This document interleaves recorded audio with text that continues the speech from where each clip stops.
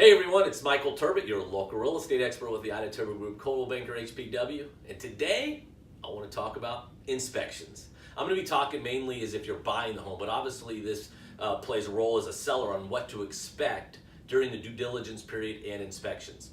For a lot of buyers, inspections may be scary, and in reality, they're not. Obviously, during your due diligence period, you're going to look at things to see what may or may not need to be repaired, and then during your due diligence period, you could ask the seller to repair those items or maybe even get a credit in lieu of the repairs.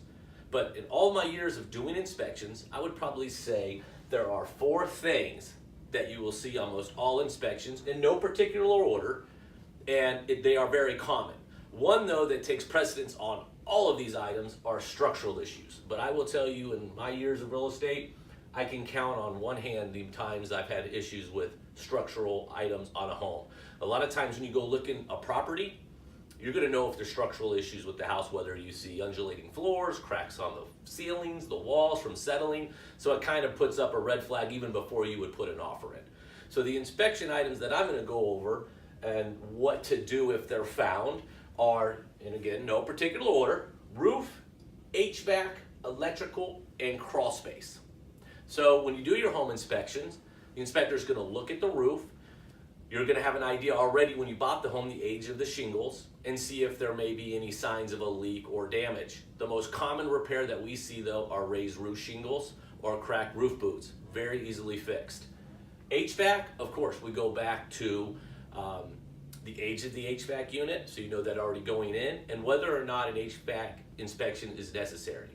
With my clients, I always like to recommend to have an HVAC inspection separate from the home inspection, because that HVAC technician is going to go in, look inside the unit, and if you have a furnace, more importantly, they're going to look at whether or not that heat exchanger is cracked. Where that's important is if you get a warranty with your home, you want to make sure everything in the HVAC is in good working order, because you don't want the warranty company to come out after you close to say there was something pre-existing. Thirdly, electrical. Electrical items, meaning whether or not you've bought an older home, you may have aluminum wiring, which again is very common in the time frame when they may have been built. Whether or not there was ground fault, you need ground fault protectors on outlets.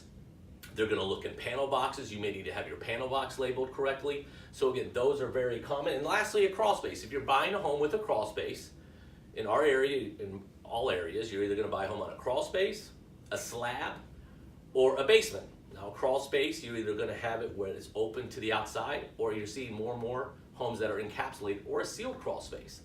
So in the crawl, what we're looking for is moisture, any signs of past water that gets in, and if there is water that has come into the crawl space, what we would do is reach out to have it waterproof and come out, get an estimate, and see what we can get done to remediate that situation.